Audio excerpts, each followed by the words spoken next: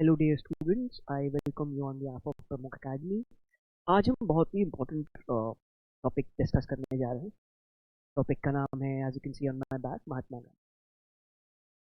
अ, गांधी का जो फिलॉसफी है, गांधी की जो सोच है, विचारधारा है, उसको एक क्लास में समराइज करना बहुत ही मुश्किल है।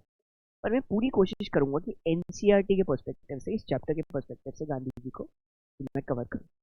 कब जन्म हुआ था, किस परिस्थितियों में जन्म हुआ था, विचारधारा क्या थी, कहाँ के थे, कैसे वो साउथ अफ्रीका गए, वहाँ उससे पहले इंग्लैंड गए। साउथ अफ्रीका में लगभग 22 साल रहे गांधी, और उसके बाद 1915 में हिंदुस्तान आए, और उसके बाद तो रेस्ट इज हिस्ट्री। बड़ी अकस्मात, बड़ी अनफॉर्चुनेट उनकी डेथ हुई नाथुराम गोडसे द्वारा। और उनका कंट्रीब्यूशन क्या था, उनकी क्या कंट्रीब्यूशन था भारत इतिहास में, भारतीय इतिहास में, इसको आज जानने की कोशिश करेंगे। पहली चीज, गांधी की हिंदुस्तान में जो वापसी है वह 1915 में होती है, तो इस चीज को ध्यान रखिएगा। और 22 साल वो कहाँ रहते हैं?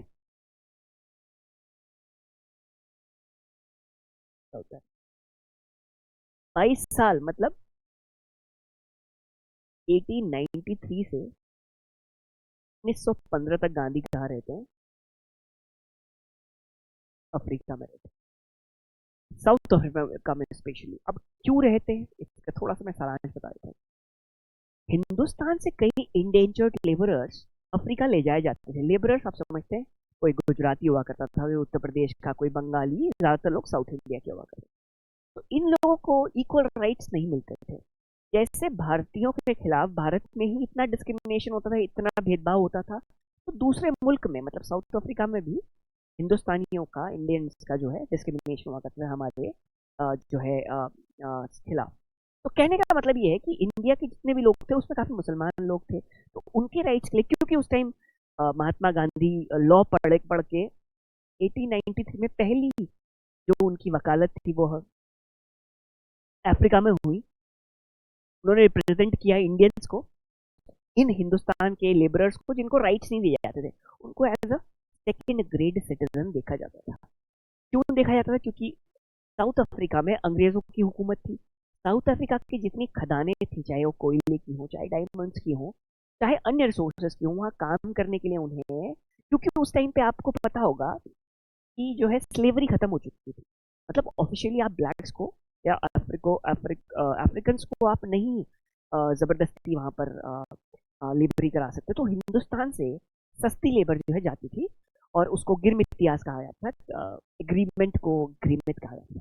ये बहुत लंबा डिस्कशन होगा, बट कहने का मतलब है गांधी का रोल ये है कि गांधी उनके हक के लिए, ऐसे लोगों के जिनको कम सैलरी मिलती है, जिनके फंडामेंटल राइट्स नहीं है, मतलब ऐसे लोग, साउथ अफ्रीका में कुछ ऐसी जगहें थी जहां पर इंडियंस को रिस्ट्रिक्ट कर दिया जाता था। हिंदुस्तानियों की मैरिजेस को इनवैलिडेट किया जाता था। मतलब हिंदू मैरिजेस को, मतलब वहां पर तो सिर्फ वो लोग क्रिश्चियन धर्म मानते थे, तो उनके लिए जो भी शादी उस धर्म के बाहर होगी, मतलब हिंदू धर्म को भी वो नहीं मानते थे। इन शॉर्ट आप समझ लीजिए। तो 1893 से 1915 तक वहां पर महात्मा गांधी ने जो है 22 साल तक असहयोग आंदोलन किया, सिविल डिसोबीडियंस किया, वहां पर आश्रम खोले। और ये बहुत इंपॉर्टेंट है कि आपको पता होना चाहिए, गांधी बहुत ज्यादा इंस्पायर्ड थे जैन फिलोसफी से। गांधी के जीवन में बहुत इंपॉर्टेंट रोल प्ले करती है कौन सी फिलोसफी? जैन फिलोसफी। गांधी के जीवन में बहुत इंपॉर्टेंट रोल प्ले करती है उनकी माता पुतलीबाई। बहुत इंपॉर्टेंट रोल प्ले करती हैं टॉल्स्टॉय, जो इनके कंटेम्प्रेरी। टॉल्स्टॉय कहाँ के थे? रशिया के एक फिलोसोफर थे। तो गांधी टॉल्स्टॉय से बहुत प्रभावित थे, जैन फिलोसफी से बहुत प्रभावित थे, अपनी माता जी से बहुत प्रभावित थे। माता जो हिंदू धर्म में उनकी बड़ी अटूट आस्था थी। एक जैन फिलोसोफर थे भाई रामचंद्र, उनके गांधी बड़े मित्र थे। तो इन चीजों को आपको पता होना चाहिए ताकि आपको एक विचारधारा समझ में आ सके, नॉन वायलेंस की, माता से क्लोजनेस की, और राजनीति की, फिलॉसफी की। अब मैं थोड़ा सा आगे बढ़ता हूं। Adopted non violence. Gandhi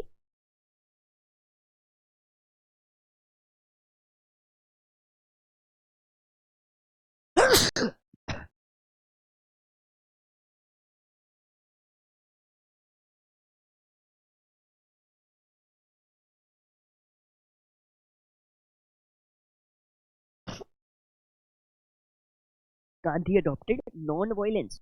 Gandhi ने नॉन वायलेंस अडॉप्ट किया। अब ये तो हमको पता है कि नॉन वायलेंस अडॉप्ट किया, लेकिन हमें ये नहीं पता कि उनको नॉन वायलेंस अडॉप्ट करने के लिए इंस्पिरेशन क्या। आपको तो ये पता है कि गांधी हिंदुस्तान में आने से पहले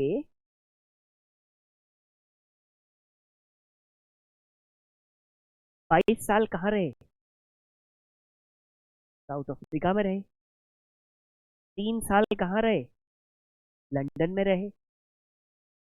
लंदन में क्यों रहे? लॉ पढ़ने के लिए। उसके बाद कहाँ गए 1893 में? साउथ अफ्रीका गए। क्यों गए मैंने आपको बता दिया, हिंदुस्तानियों के लड़ाई लड़ने के लिए, ताकि उनके खिलाफ जो है डिस्क्रिमिनेशन। आई होप यहाँ तक कि आपको बात क्लियर है। अब हिंदुस्तान में उनकी वापसी होती है साउथ अफ्रीका से 1915 में।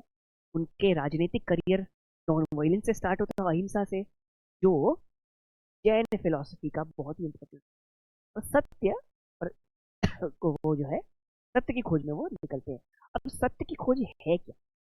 अब अ, गोपाल कृष्ण गोखले 1905 में साउथ अफ्रीका जाते हैं।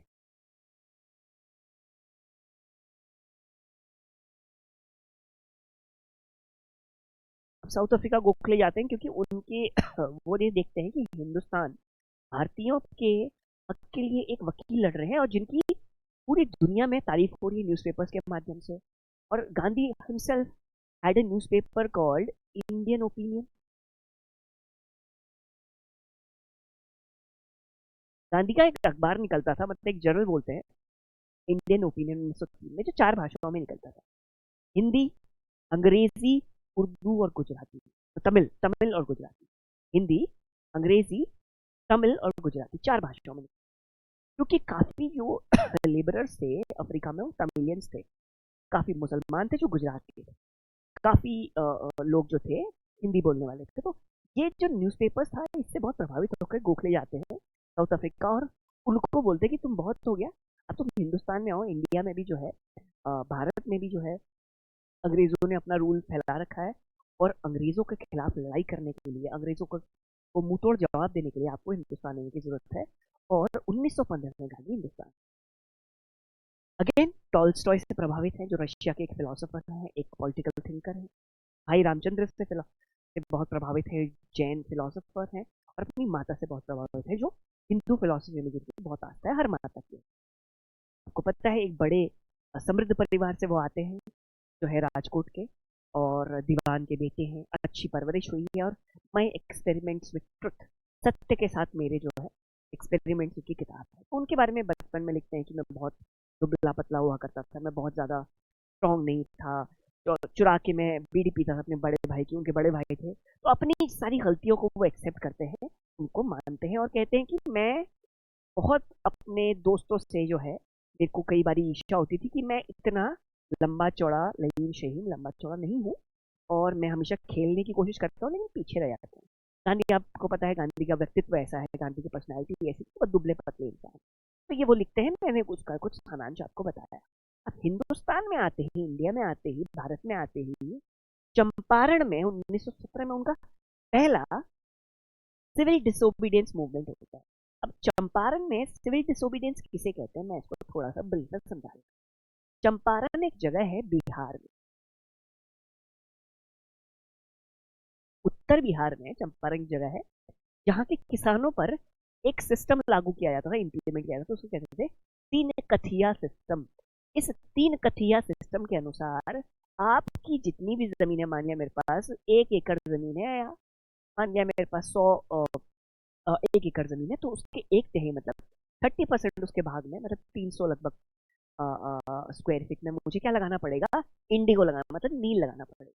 अब नील या क्यों लगाना पड़ेगा, कॉटन क्यों लगाना पड़ेगा, क्योंकि ये कमर्शियल क्रॉप्स हुआ करते हैं। और मुझे अपनी जो अ, अ, ये एक तिहाई इस जो उगेगा इसका जो एक तिहाई हिस्सा जो है मुझे अंग्रेजों को देना पड़ेगा।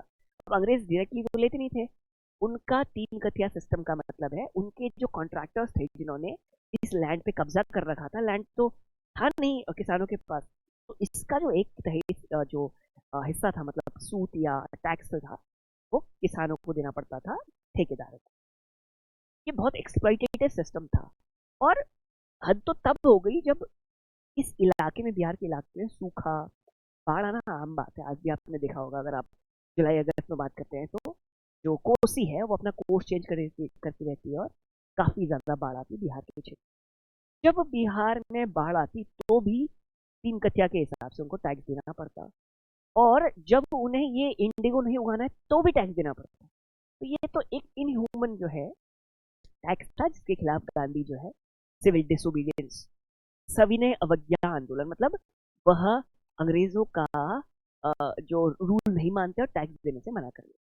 13 1917 में ये आंदोलन होता है, जब गांधी को बुलाया जाता है किसके द्वारा, श्री राजेंद्र प्रसाद जी, रामचंद्र चंद्र शुक्ला। राजेंद्र प्रसाद जी भी उस वक्त एक टाइम एक वकील हुआ करते थे, यंग वकील। रामचंद्र जी भी हुआ करते थे और रामचरण शुक्ल भी हुआ करते थे। ये जो लोग थे इन्होंने गांधी को आमंत्रण दिया।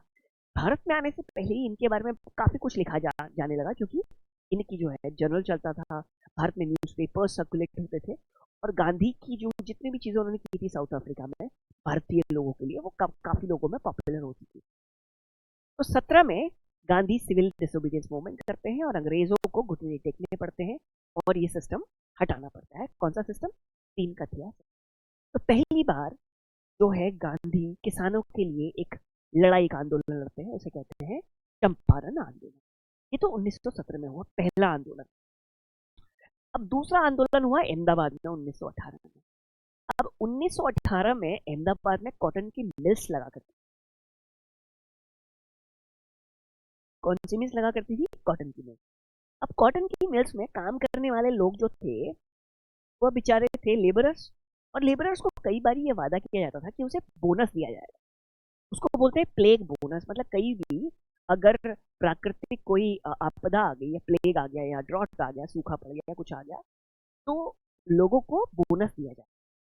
परंतु 1918 में ये बोनस नहीं दिया गया, यह बोनस नहीं दिया गया। और जब जो ये लेबरर्स थे 1918 में गुजरात के अहमदाबाद के, जब लेबरर्स ने स्ट्राइक की तो उनको जो है काफी मशक्कतों का सामना करना पड़ा। तो अब गांधी ने कहा कि मैं जो है क्या करूंगा, तुम्हारे लिए एक हंगर स्ट्राइक करूंगा, मतलब एक मतलब मैं अनशन, आमरण अनशन करूंगा। 1918 में पहली बार गांधी का आमरण अनशन करते हैं, क्योंकि मिल ओनर जो थे वो इस बात को जो मना कर देते हैं प्लेग बोनस को देने की। अब बोनस लास्ट में उनको देना ही पड़ता है। गांधी की ये दूसरी जीत थी। और यह क्या था, पहला था सविनय अवज्ञा, मतलब सिविल डिसोबीडियंस, और ये था पहला हंगर स्ट्राइक किसका, गांधी का। इसके लिए लेबरर्स के लिए। अब पहले तो गांधी 1917 में चंपारण में किसानों को अपने विश्वास में लेते हैं, और 1918 में उसके एक साल बाद मिल के जो जितने भी वर्कर्स थे उनको अपने विश्वास। उसके बाद ही उसी साल खेदा नाम की एक जगह है जहां पर पटेल साहब बहुत एक्टिव थे, वल्लभ भाई पटेल साहब। तो था खेदा में भी कुछ इसी तरह का होता है, टैक्सेस बढ़ा दिए जाते हैं, और जो है इनके खिलाफ जो है गांधी एक आंदोलन करते हैं और उसमें टैक्सेस को माफ कर दिया जाता है। उसके बाद अब गांधी का मेन मुद्दा था पेजेंट्स को, किसानों को, मिल वर्कर्स को और एलीट्स को, सबको इकट्ठा करना। कोई क्लास डिफरेंशिएशन नहीं होना चाहिए, क्योंकि अगर भारतीय समाज छोटे बड़े किसान मजदूर में बटा रहेगा तो हम लोग अंग्रेजों के खिलाफ एक मुश्त, मतलब एक तरीके से लड़ाई नहीं कर पाए। और अगर हम एक तरीके से लड़ नहीं पाए तो हम क्या जीत पाएंगे, हम लोग जीत नहीं पाए। ओके। अब ही advocated Swaraj through moral regeneration, मतलब गांधी ने मॉरली अपने मतलब अपने आप को आप इतना मजबूत कीजिए कि आप पे कोई अगर हिंसा करता है तो आप उसका जवाब अहिंसा से दें। Promoted constructive programs like khadi and village industry. अब गांधी को पता था, गांधी इस बात से वाकिफ थे कि भारत को अगर आत्मनिर्भर बनना है तो अपनी चीजों को करना आना चाहिए, जैसे खादी के कपड़े और विलेज इंडस्ट्री, क्योंकि सारा माल जो है कहाँ से आ रहा है? लैंडशार्ट से, मैनचेस्टर से, लंदन से। कहाँ से? वहाँ की इंडस्ट्री। और अगर हिंदुस्तान को, भारत को इन चीजों पर को हराना है, अंग्रेजों को हराना है, तो कहीं ना कहीं आत्मनिर्भर होना पड़ेगा इंडस्ट्रियली। और इंडस्ट्री कौन सी? विलेज और khadi.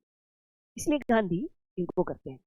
Emerged a pan leader in 1919 में, मतलब 4-5 सालों के अंदर ही गांधी जो है एक बहुत ही सशक्त, बहुत ही बलशाली नेता के रूप में उभरते हैं। कहाँ पर? भारत। अब इसके बाद क्या होता है? रॉलेट सत्याग्रह। 1919 के दौरान रॉलेट सत्याग्रह होता है और जलियांवाला बाग होता है। अब इन चीजों को मद्देनजर रखते हुए, इन चीजों को देखते हुए अंग्रेजों ने ये कोशिश की कि लोगों को डिटेन कर दिया जाए, जेल में डाल दिया जाए बिना किसी दलील के, बिना किसी वकील के। और ये बहुत ही, ये फंडामेंटल राइट्स को वायलेट करता है, आपके जो है मौलिक अधिकारों को। कि मतलब अगर आप निर्दोष हैं, अगर आप कानून को हाथ में नहीं ले रहे, अहिंसा कर रहे हैं, हिंसा नहीं कर रहे, तो आपको डिटेंशन तो नहीं होना चाहिए। पर गवर्नमेंट जो है रॉलेट एक्ट पास करती है, जिसके हिसाब से अगर आप थोड़ा भी प्रोटेस्ट कर रहे हैं, चाहे वो नॉन वायलेंट हो, आपको जेल जाना पड़े। गांधी इसके खिलाफ आंदोलन करते हैं, गांधी हड़ताल करते हैं, मास प्रोटेस्ट करते हैं।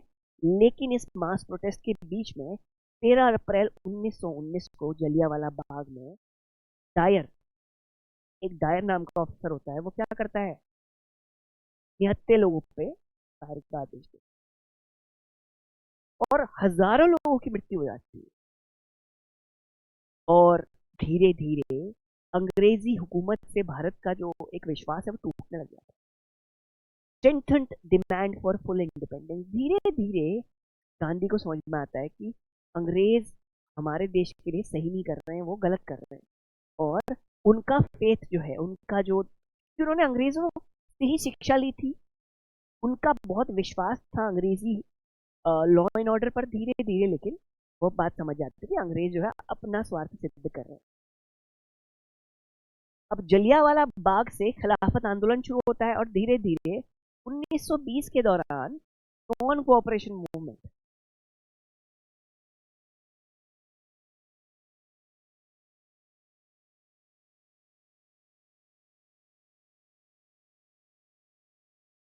असहयोग आंदोलन स्टार्ट होता है। इस दौरान 1920 के दशक में अगर आप भारत के इतिहास को देखें तो सारे लोग, किसान हो चाहे चाहे वो मिल वर्कर्स हो, सब इकट्ठा होके अंग्रेजों के खिलाफ लड़ते हैं और जिसे नॉन कोऑपरेशन मूवमेंट कहते हैं। 1920 से 1922 के दौरान चलता है। अब इसमें कौन कौन पार्टिसिपेट करता है? सारे स्टूडेंट्स, सारे किसान, सारे वर्कर्स। स्कूल को बॉयकॉट किया जाता है, कोर्ट्स को बॉयकॉट किया जाता है और विदेशी माल को एक मतलब एक बड़े स्तर पर जो है बॉयकॉट किया जाता है, जिसका अंग्रेजों को बहुत नुकसान होता है। और सारी चीजें क्या हो रही हैं? नॉन वायलेंट हो रही है। पर एक गलती हो जाती है। 1922 में चौरी चौरा नाम की एक जगह होती है उत्तर प्रदेश में, जहां पर प्रोटेस्टर्स प्रोटेस्ट कर रहे होते हैं, और लेकिन उन पर लाठीचार्ज किया जाता है दिन में। और रात को प्रोटेस्टर जो है असहयोग जो है वो लोग अहिंसा को छोड़ के हिंसा का रास्ता अपनाते हैं। और उन्हीं पुलिस वालों को जिन्होंने पे दिन में लाठी चलाई होती है असहयोग आंदोलन के दौरान, उनको जिंदा जला देते हैं 1922 में। और गांधी जो है मूवमेंट, नॉन कोऑपरेशन मूवमेंट को बंद कर देते, ये कहते हुए ये मेरी गलती है, ये इनकी गलती नहीं है। और ये असहयोग आंदोलन बंद कर दिया जाता है। इसकी काफी आलोचना होती है, पर गांधी को पता था कि हिंदुस्तानी, भारतीय अगर नॉन वायलेंट होते हैं तो हम लोग उतने बलशाली नहीं है कि अंग्रेजी हुकूमत के सामने लड़ सके। तभी वह असहयोग या नॉन नॉन वायलेंस का सहारा लेते हैं। अब गांधी सिविल डिसोबीडियंस मूवमेंट करते हैं 1930।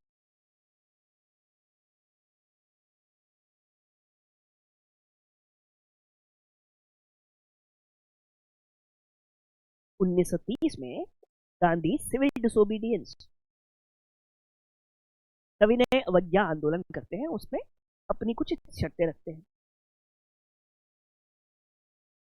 ओके, 1930 में नमक तोड़ो आंदोलन हिंदुस्तान में होता है, अप्रैल 1930।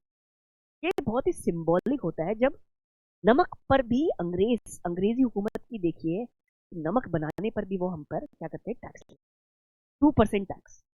मतलब देश हमारा, चोर हमारे, नमक हमारा और टैक्स किसको दे, अंग्रेजों को। इसको तोड़ने के लिए गांधी नमक आंदोलन करते हैं। अब आपको लग रहा होगा नमक छोटी सी चीज है, इस पर आंदोलन कैसे हो गया। तो गांधी ऐसी चीज उठाना चाहते थे, मुद्दा कि जो हर जनमानस से जुड़ा हो, जो कॉमन लोगों से जुड़ा हो, जो आम आदमी से, ठीक है। बॉयकॉटेड गुड्स, रिफ्यूज टू पे टैक्स, मतलब ये तो एक बहाना था, आप इनकम टैक्स नहीं देंगे, आप चौकीदारी टैक्स नहीं देंगे, आप कुछ ही टैक्स नहीं देंगे अंग्रेजों को। Women and rural population participated. यह सविनय अवज्ञा आंदोलन, सिविल डिसोबीडियंस मूवमेंट 1930 से 1934 के बीच में एक ऐसा आंदोलन था जिसने अंग्रेजी हुकूमत को जड़ से हिला दिया।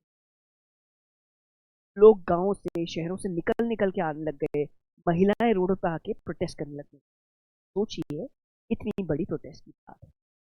गांधी इरविन पैक्ट होता है 1931 में, और गांधी जो है सेकंड गोलमेज सम्मेलन, मतलब सेकंड राउंड टेबल कॉन्फ्रेंस को अध्यक्ष करते हैं 1931 में। 1930 में भी राउंड टेबल पहली कॉन्फ्रेंस हुई थी, पर उसमें गांधी और इंडियन नेशनल कांग्रेस, जिसको गांधी जो है रिप्रेजेंट करते हैं, वह पार्टिसिपेट नहीं। अब गांधी लंदन जाते हैं, जो है जो है गांधी इम्पैक्ट जो करने के लिए। इरविन उस टाइम पे वाइसरॉय हुआ करते हैं। तो यह डेडलॉक हो जाता है एक, क्योंकि हम कुछ आपसी सहमति बन नहीं पाती है गांधी जी के और अंग्रेजी हुकूमत के बीच लंदन। तो गांधी दोबारा से movement, non cooperation civil disobedience movement को रिज्यूम करते हैं और 1934 में एंड करते हैं। और इसी का परिणाम होता है कि 1935 का इंडियन काउंसिल एक्ट। अब थोड़ा आगे बढ़ते हैं। गांधी सबसे पहली और सबसे इंपॉर्टेंट और फाइनल जो हिंदुस्तान का मूवमेंट है, उसे कहते हैं भारत छोड़ो आंदोलन या quit India movement. This is very historical important movement. अब कब लॉन्च किया गया, 1942 में। इसको अगस्त की क्रांति भी कहा जाता है। ओके, अगस्त आंदोलन भी कहा जाता था, इस बात का ध्यान रखिए। Launching during world war 2 Cripps mission failure, मतलब 1939 से 1945 तक वर्ल्ड वॉर 2 चलता है।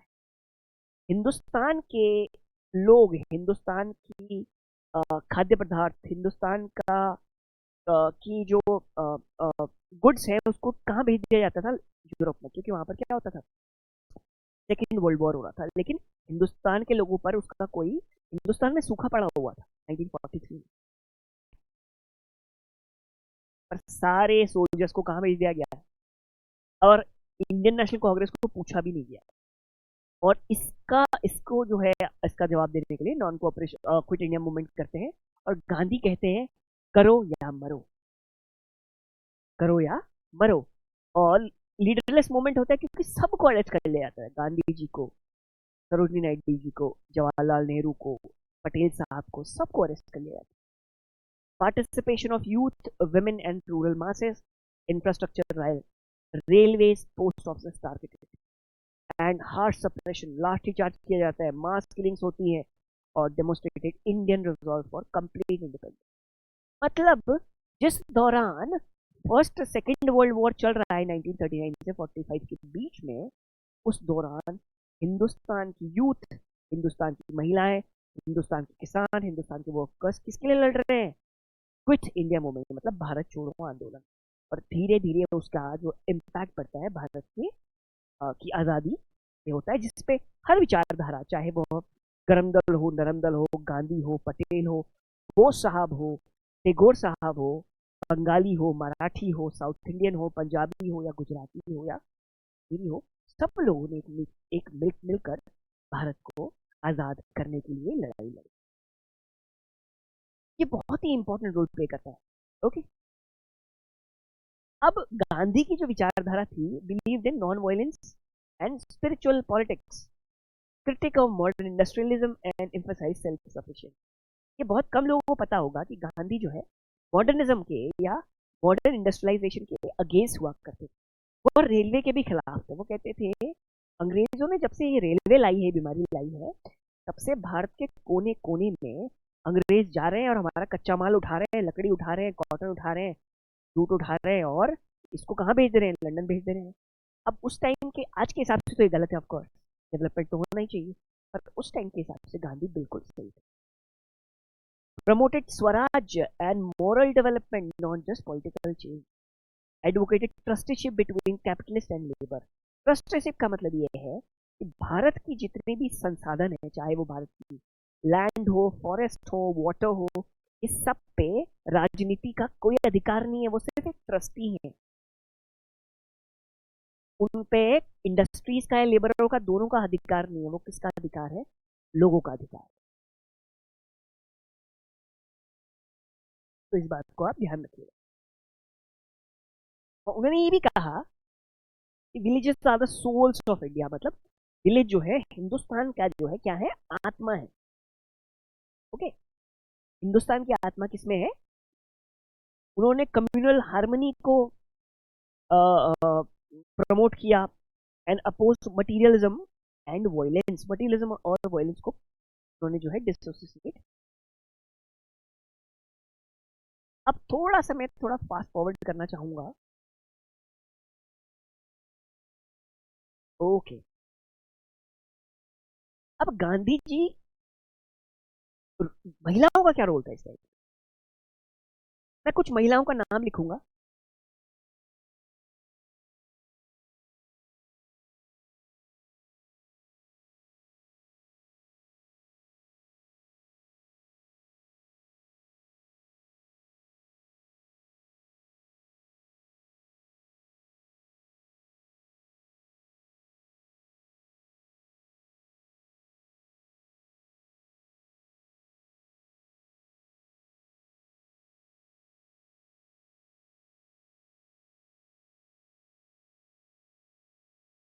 ये सारी महिलाएं जो हैं, जिनको हम बहुत कम लोगों को जानते हैं, जैसे सरोजनी नायडू को सब लोग जानते हैं, 1925 की अध्यक्षा की थी इंडियन नेशनल कांग्रेस की। सरला देवी, बसंती देवी,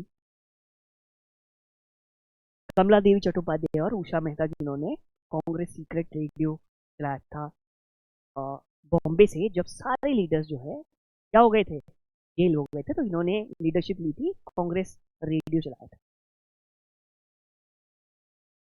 ओके, अब इन महिलाओं ने टिकटिंग की, खादी प्रमोशन किया, food for Harijan rights and tensions with the Ambedkar, emphasized on spiritual upliftment and untouchables, मतलब जो अछूत जिनको माना जाता है, सोशल रिफॉर्म जिनके लिए करने की जरूरत है, उनकी उनके साथ खड़ी थी ये महिलाएं।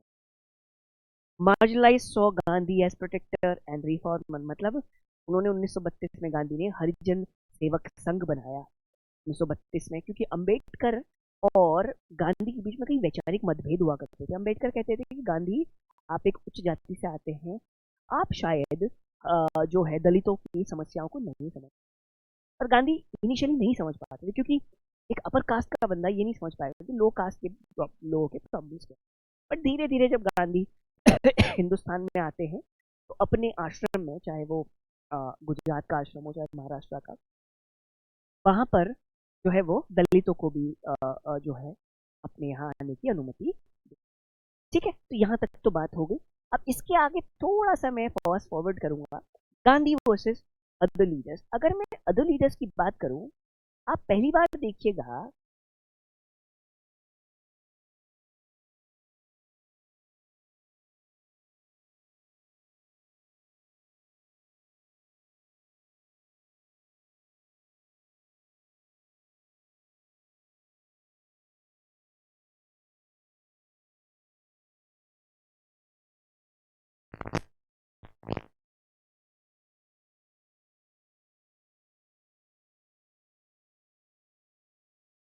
गांधी एक ऐसे व्यक्तित्व थे who created leaders out of his followers.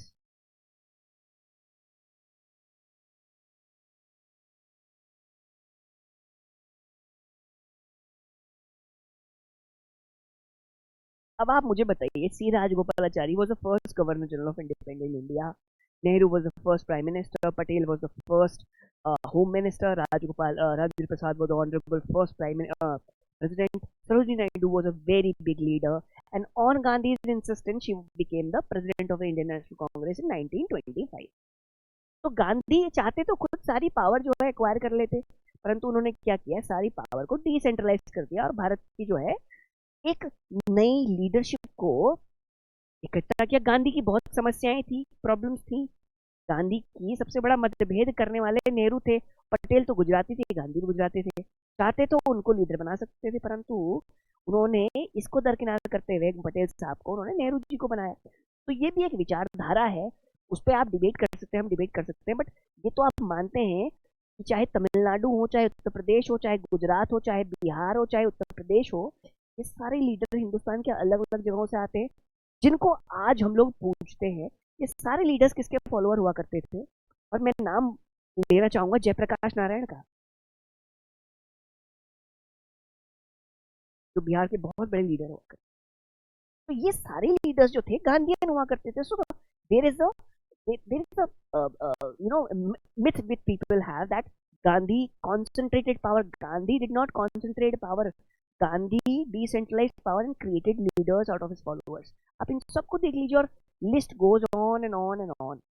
But Potti Sriramulu जिन्होंने आंध्र प्रदेश की जो है वो की, तो कहने का मतलब ये है, बोस खुद ही बोस ने गांधी को जो है फादर ऑफ द नेशन कहा। तो ये कहने का मतलब है कि वैचारिक मतभेद हुआ करते थे, परंतु भारतीय जनमानस में, इंडियन साइकी में गांधी का रोल बहुत ही इंपॉर्टेंट है, बहुत ही महत्वपूर्ण है। हम इस बात को मान सकते हैं, हमें मानना ही चाहिए। अब इसके जो कंक्लूजन में हम ये लिख सकते हैं कि भारत ने, गांधी ने एक क्लास पॉलिटिक्स को मास पॉलिटिक्स बना दिया। मास पॉलिटिक्स मतलब चाहे वो दलित वर्ग हो, चाहे वो लेबरर्स हो, चाहे वो किसान हो, चाहे महिलाएं हो, हर किसी को जो है हिंदुस्तान के फोल्ड में लाया।